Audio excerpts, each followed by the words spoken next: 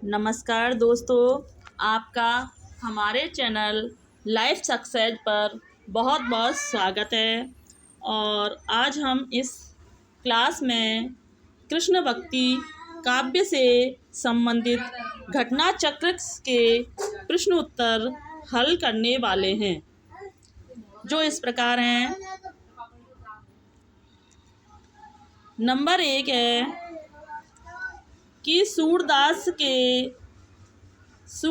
के विषय में कौन सा कथन गलत है। तो नंबर ए, सूरदास को सभी विद्वान जन्मांत मानते हैं। नंबर बी, सूरदास श्रीनाथ मंदिर वृंदावन में कीर्तन करते थे। नंबर सी, सूरदास वल्लभाचार्य के शिष्य थे। और नंबर डी, सूरदास हो प्रभु हो सब पतित को राजा, पर निंदा मुख पूरी रहो जग यह निशान नित ब्याजा। पंक्तियाँ सूरदास द्वारा लिखित हैं। तो सूरदास के विषय में जो गलत कथन है कि वो जन्म से अंधे थे, यह कथन गलत माना गया है। जबकि सूरदास जी नाथ मंदिर वृंदावन में कीर्तन करते थे। सूरदास वल्लभाचार्य के शिष्य थे और प्रभु हो सब पतितन को राजा, यह पंक्ति भी सूरदास की थी। ये बात सही है, लेकिन सूरदास जन्म से अंधे थे, यह कथन गलत माना गया है।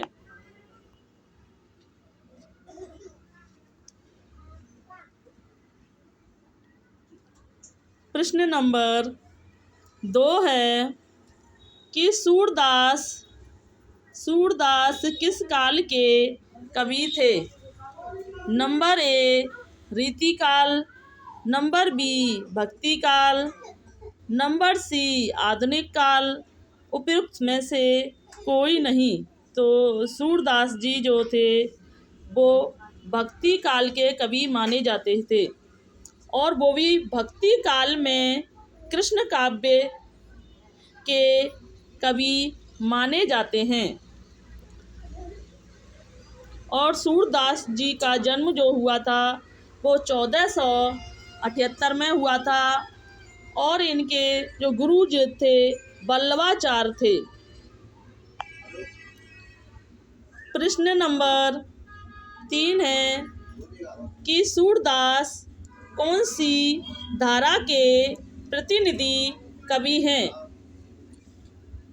नंबर ए, कृष्ण काव्य धारा के। नंबर बी, राम काव्य धारा के। नंबर सी, संत काव्य धारा के। और नंबर डी, सूफी काव्य धारा के। तो सूरदास जी जो हैं वो कृष्ण काव्य धारा के प्रतिनिधि कवि माने जाते हैं। प्रश्न नंबर 4 है कि सूरदास ने किस कृति को नहीं लिखा था। नंबर 1, सूरसारावली को। नंबर बी, दोहावली को। नंबर सी, साहित्य लहरी को। नंबर डी, सूरसागर को। तो सूरदास ने जिस रचना को नहीं लिखा था वह थी दोहावली, जबकि सूरसारावली, साहित्य लहरी और सूरसागर जो हैं वो सूरदास जी की रचनाएं मानी जाती हैं। प्रश्न नंबर 5 है कि इसमें से सूरदास की कृति कौन सी है। Number A, Kavitavali. Number B, Sahitya Lahari. Number C, Gitavali. Number D, Ganga Lahari. तो इनमें से कौन सी कृति है जो सूरदास जी की मानी जाती है। तो साहित्य लहरी जो रचना है वो सूरदास जी की रचना मानी जाती है, जबकि कवितावली, गीतावली और गंगा लहरी जो रचना है वो कवितावली तुलसीदास जी की है, जबकि गीतावली तुलसीदास जी की है और गंगा लहरी शायद पद्माकर जी की है, साहित्य लहरी। तो सूरदास जी की जो कृति है वो है साहित्य लहरी। प्रश्न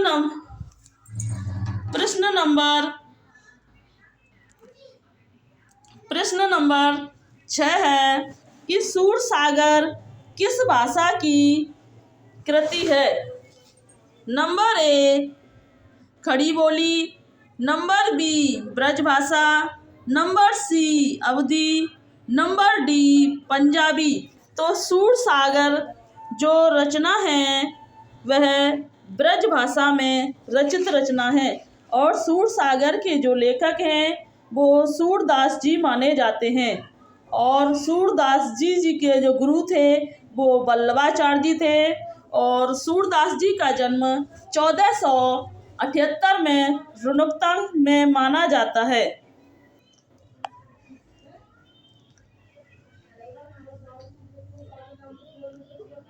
प्रश्न नंबर 7 है कि इनमें से सूर की रचना कौन सी नहीं है।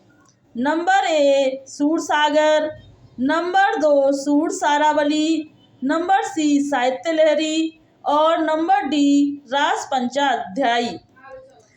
जबकि सूरदास की रचना सूरसागर, सूरसारावली और साहित्य लहरी जो रचना है वो सूरदास जी की रचना है, जबकि रास पंचाध्यायी जो है वो नंददास जी की रचना है। तो इसका आंसर है डी, क्योंकि रास पंचाध्यायी नंददास जी की रचना है और रास पंचाध्यायी पर नंददास जी को आचार्य रामचंद्र शुक्ल जी ने जड़िया की उपाधि दी थी। प्रश्न नंबर 8 है सूरदास किस रस का कोना कोना झांक आए हैं। नंबर ए शांत रस, नंबर बी करुण रस, नंबर सी मैत्री, नंबर डी बातल रस। तो सूरदास जी जो कोना कोना झांक आए हैं वह बातल रस का कोना कोना झांक आए हैं, इसलिए सूरदास जी को वात्सल्य का कवि वी रामचंद्र शुक्ल ने कहा है। प्रश्न नंबर 9 है कि सैयद इब्राहिम का कवि नाम है। Number A Jan Kavi, number B Alam, number C Raskhan, number D इनमें से कोई नहीं। तो सैयद इब्राहिम का कवि नाम है रसखान। क्या है? सैयद इब्राहिम का जो नाम है रसखान है। इनके बारे में विशेष जानते हैं कि रसखान का वास्तविक नाम सैयद इब्राहिम था। इनकी प्रमुख रचनाएं सुजान रसखान, प्रेम वाटिका हैं और रसखान 2 वृत्तांत थे 252 वैष्णव की वार्ता में। उससे ज्ञात होता है कि लौकिक प्रेम से कृष्ण प्रेम की ओर उन्मुख हुए थे। इनकी प्रसिद्ध कृति प्रेम वाटिका जो थी वो 1614 ईस्वी में रचित थी। प्रश्न नंबर 10 है कि प्रेम वाटिका नामक ग्रंथ रचित है। Number A Raskhan, number B Rahim, number C Nanddas और नंबर डी मीराबाई। तो प्रेमदास जी के द्वारा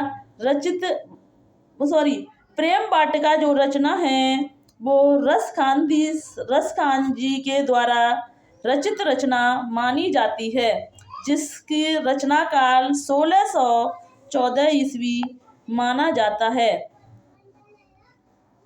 प्रश्न नंबर 11 है कि भक्ति काल के किस कवि को जड़िया विशेष से विभूषित किया जाता है। तो नंबर ए नंददास को, नंबर बी परमानंद दास को, नंबर सी सूरदास को और नंबर डी है चतुर्भुज दास को। तो भक्ति काल के कवि जो जड़िया की जो उपाधि दी गई है वो नंददास जी को दी गई है। नंददास जी को रास पंचाध्यायी रचना पर आचार्य रामचंद्र शुक्ल जी ने उन्हें जड़िया की उपाधि से विभूषित किया था।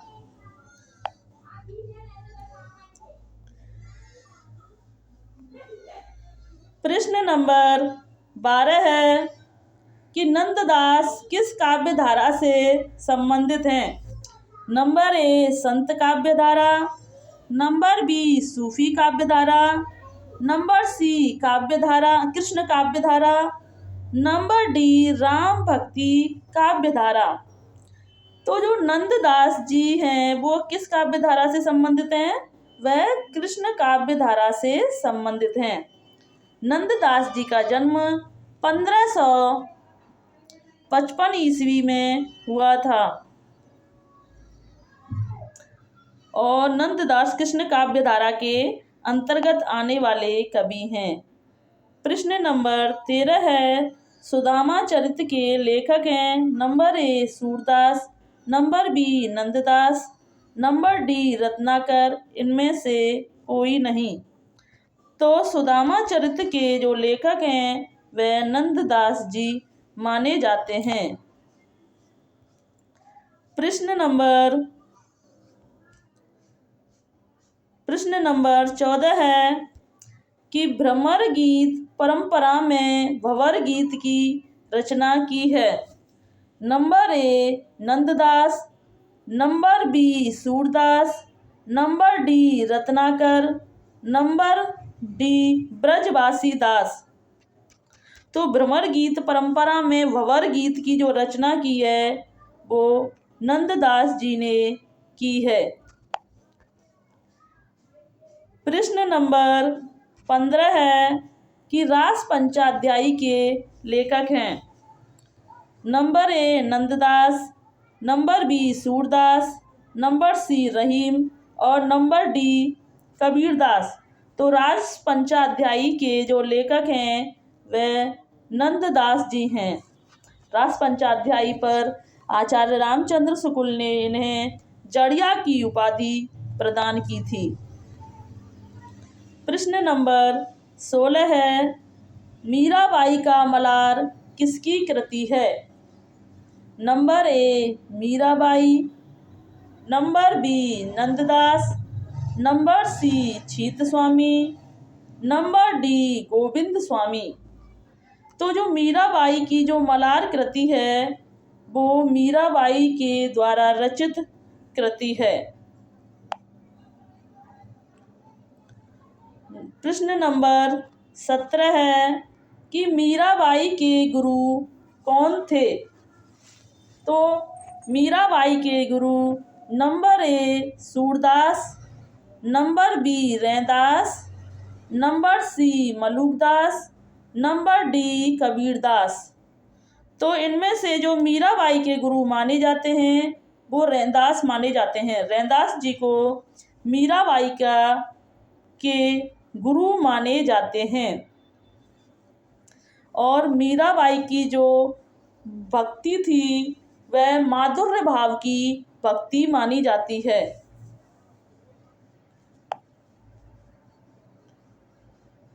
प्रश्न नंबर 18 है इनमें से पुष्टि मार्ग कवि कौन है।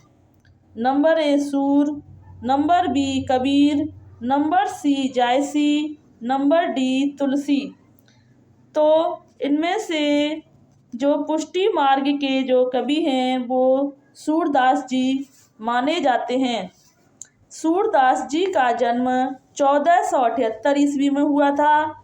कबीरदास जी का जन्म हम साथ की साथ में जन्म तिथियां भी याद करते जाते हैं क्योंकि आज के समय पे जो नए ट्रेंड के जो प्रश्न आ रहे हैं उसमें रचनाएं और लेखकों की जो जन्म तिथि के क्रम के अनुसार पूछे जाते हैं।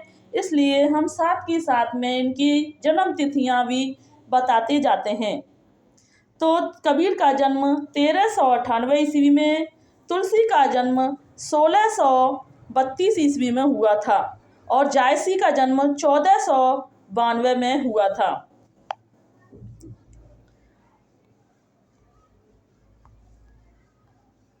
प्रश्न नंबर 19 है कि श्रीमद् भागवत बल्लवाचार्य ने जिस कृष्ण भक्ति को प्रतिष्ठित किया उसका दार्शनिक आधार है अद्वैत सिद्धांत, अद्वैत दर्शन, द्वैत दर्शन, शुद्धाद्वैत दर्शन, द्वैताद्वैत दर्शन।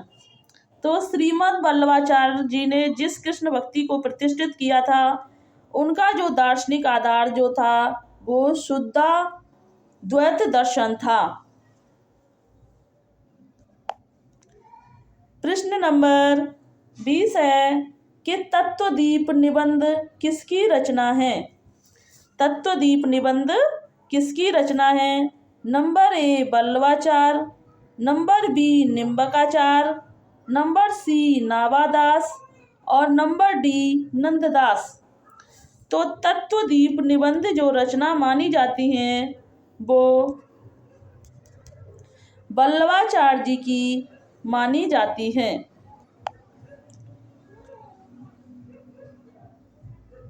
प्रश्न नंबर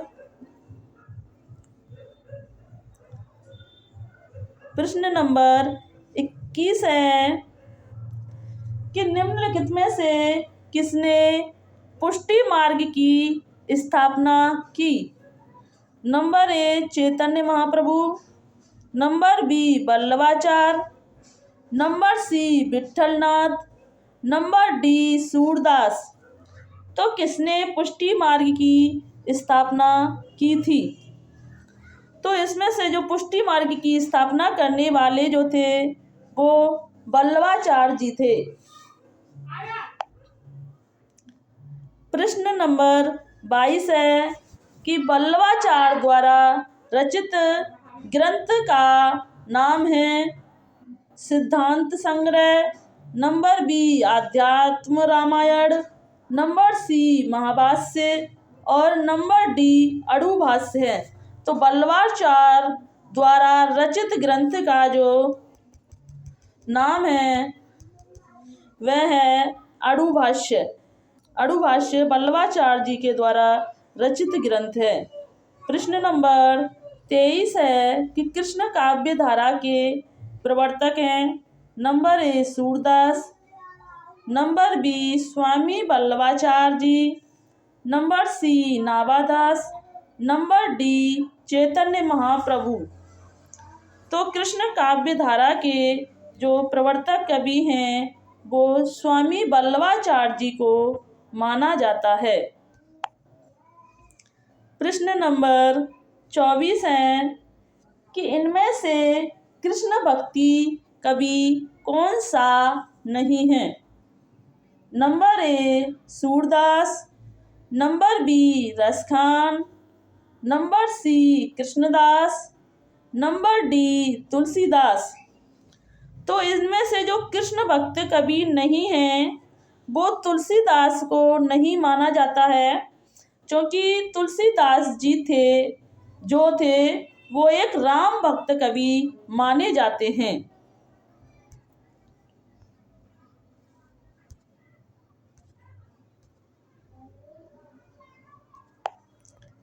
प्रश्न नंबर 25 है कि कई चिंतन एवं धाराओं का योगदान मिलता है कृष्ण भक्ति धारा में, प्रेम मार्गी धारा में, भारतेंद्र युगीन धारा में या रीति काव्य धारा में। तो कई चिंतन कलाओं का जो योगदान मिलता है वो कृष्ण भक्ति धाराओं में मिलता है।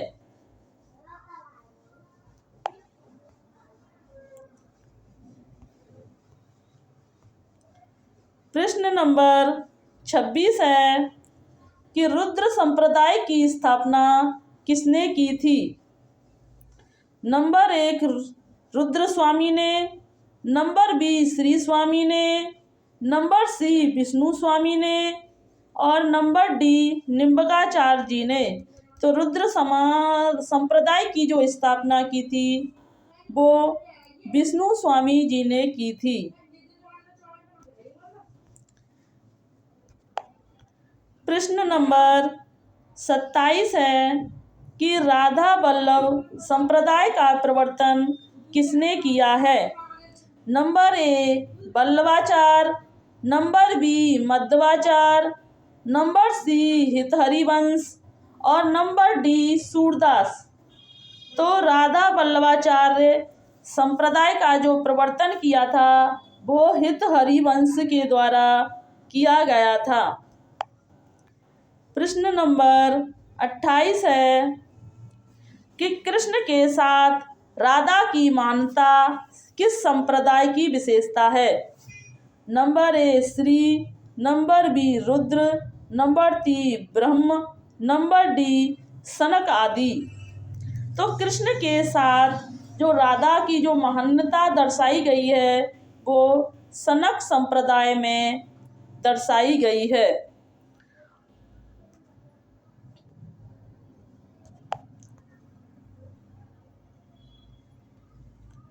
प्रश्न नंबर 29 है कि निम्नलिखित में से कौन श्री कृष्ण भक्ति का संप्रदाय नहीं है।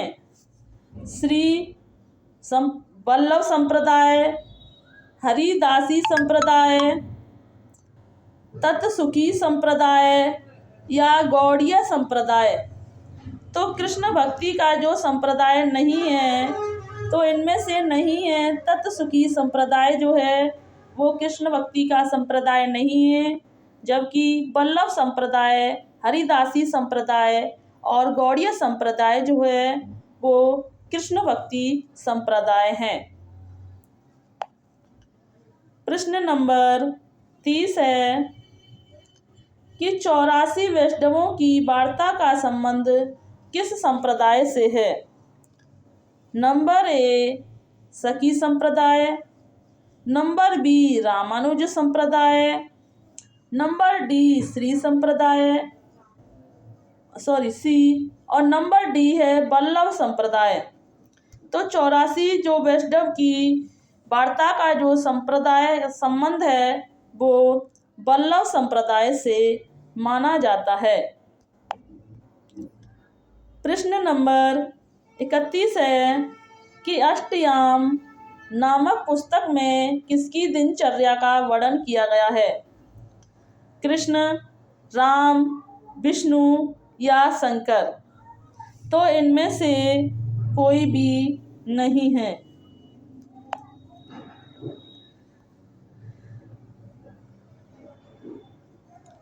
प्रश्न नंबर 32 है कि छीत स्वामी किस धारा के कवि हैं। नंबर 1 राम भक्ति धारा, नंबर बी अष्टछाप धारा, नंबर सी प्रेम मार्गी धारा और नंबर डी निर्गुण मार्गी धारा। तो छीत स्वामी किस धारा के कवि हैं। तो ये जो है छीत स्वामी जो है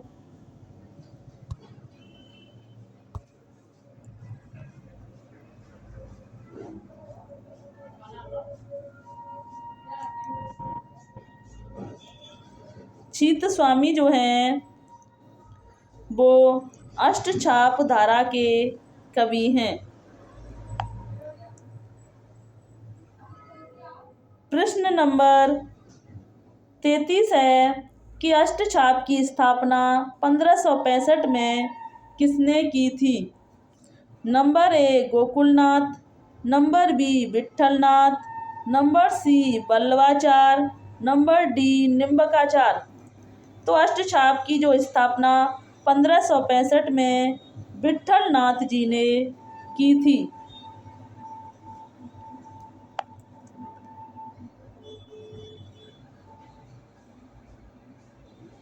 प्रश्न नंबर 34 है कि अष्टछाप की स्थापना किसने की थी। तो अष्टछाप की स्थापना विट्ठलनाथ जी ने की थी। प्रश्न नंबर 35 है कि अष्टछाप के संस्थापक हैं। तो यह फिर क्वेश्चन रिपीट हुआ है कि अष्टछाप के संस्थापक विट्ठल नाथ जी हैं। अष्टछाप की स्थापना का श्रेय किस आचार्य को है? तो अष्टछाप की स्थापना का श्रेय जो था वो विट्ठल नाथ जी को है। यह प्रश्न बहुत बार रिपीट हुआ है और जो कोई प्रश्न जितनी बार रिपीट हुआ है वो उतनी ही परीक्षाओं में पूछा गया है।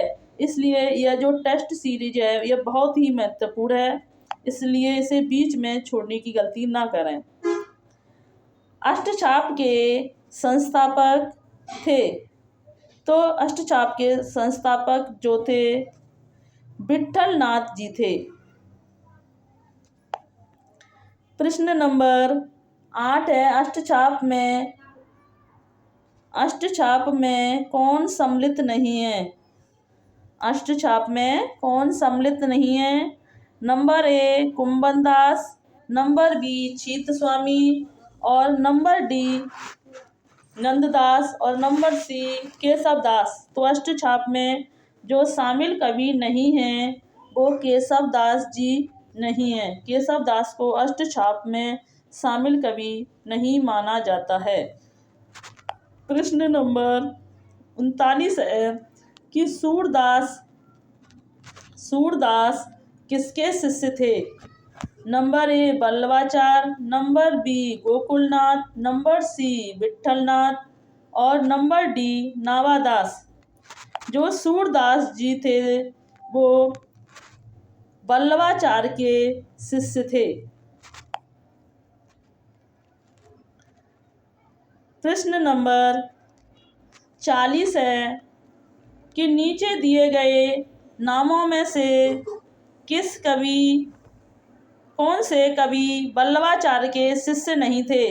Number A Chaturbhuj Das, number B Surdas, number C Kumbhan Das और नंबर डी परमानंद दास। तो जो बल्लवाचार्य के शिष्य नहीं हैं तो वह नहीं है चतुर्भुज दास, जबकि सूरदास, कुंभन दास, परमानंद दास और एक हैं इनके शिष्य कृष्णदास। चतुर्भुज दास ना होकर के इनके चौथे शिष्य हैं कृष्णदास, जबकि चतुर्भुज दास जो हैं वो विट्ठल नाथ जी के शिष्य माने जाते हैं। 4 शिष्य बल्लवाचार्य जी के हैं और 4 शिष्य जो हैं वो विट्ठल नाथ जी के हैं। निम्न में से कौन सा विट्ठल नाथ का शिष्य था? तो सूरदास, चतुर्भुज दास, परमानंद दास और कृष्णदास। तो इनमें से जो विट्ठल नाथ जी का जो शिष्य थे वो चतुर्भुज दास थे, जबकि सूरदास, परमानंद दास और कृष्णदास जो थे वो बल्लवाचार्य जी के शिष्य माने जाते हैं, जबकि चतुर्भुज दास विट्ठल नाथ जी के शिष्य थे। प्रश्न नंबर 42 है कि इनमें से एक कवि अष्टछाप में नहीं है। Number A Krishnadas, number B Chaturbhuj Das, number C Chhit Swami, number D Govind Swami. तो इनमें से जो अष्टछाप में नहीं है तो गोविंद स्वामी नहीं है। गोविंद स्वामी जो हैं वो अष्टछाप के कवि नहीं माने जाते हैं, जबकि कृष्णदास सूरदास जी के वो हैं में शामिल हैं और शिष्य हैं। चतुर्भुज दास और छीत स्वामी जो हैं विट्ठल नाथ जी के शिष्य माने जाते हैं। प्रश्न नंबर 43 है कि अष्टछाप के प्रमुख कवि नंददास किसके शिष्य थे? Number A Vallabhacharya, number B Vitthalnath, number C Ramanand, number D Nimbarkacharya. तो जो अष्टछाप के प्रमुख कवि नंददास जी जो थे वो विट्ठलनाथ के शिष्य माने जाते हैं।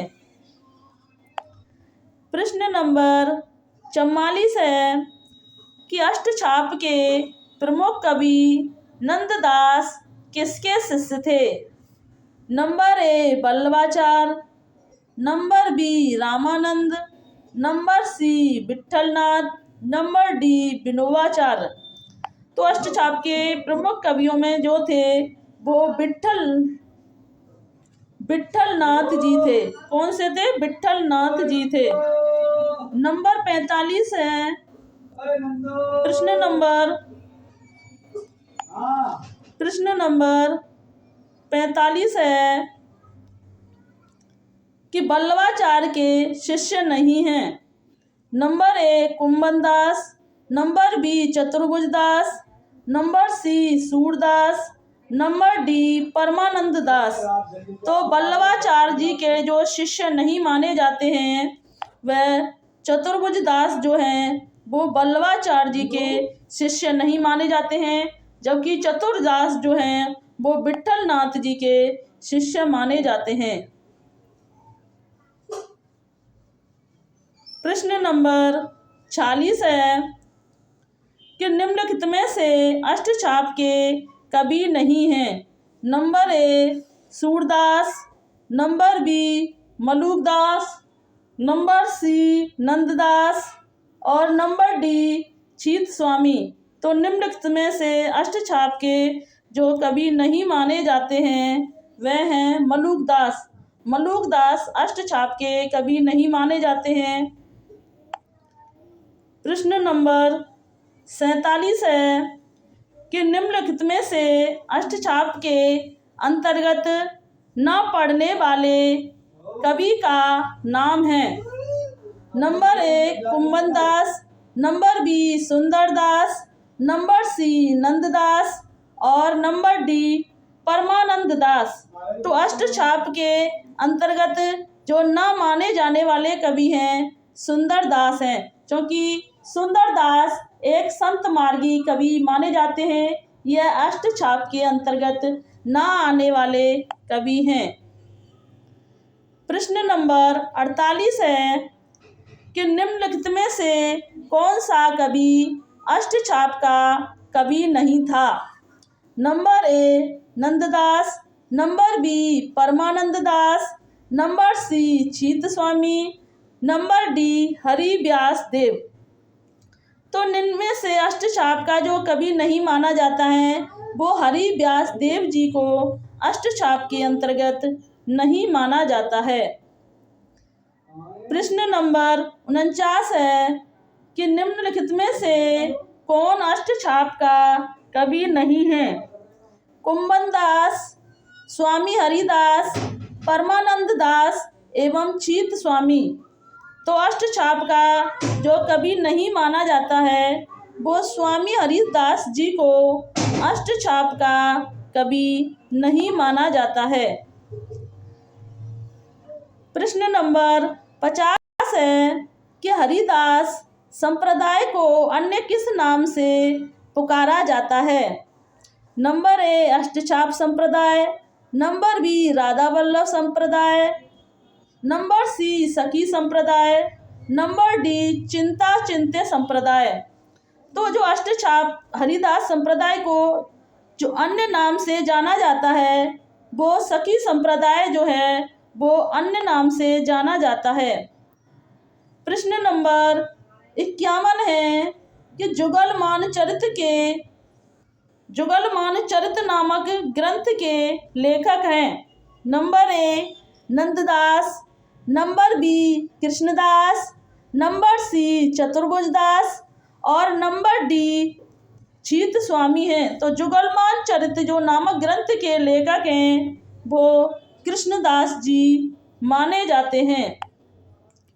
प्रश्न नंबर 52 है कि भ्रमर गीत प्रसंग का मूल स्रोत है। नंबर ए श्रीमद् भागवत का 5वां स्कंद, नंबर बी श्रीमद् भागवत का 10वां स्कंद, नंबर सी श्रीमद् भागवत का 3वां स्कंद और नंबर डी श्रीमद् भागवत का 9वां स्कंद। तो भ्रमर गीत प्रसंग का जो मूल स्रोत माना जाता है वो श्रीमद् भागवत का जो 10वां स्कंद है वो भ्रमर गीत प्रसंग का मूल स्रोत माना जाता है।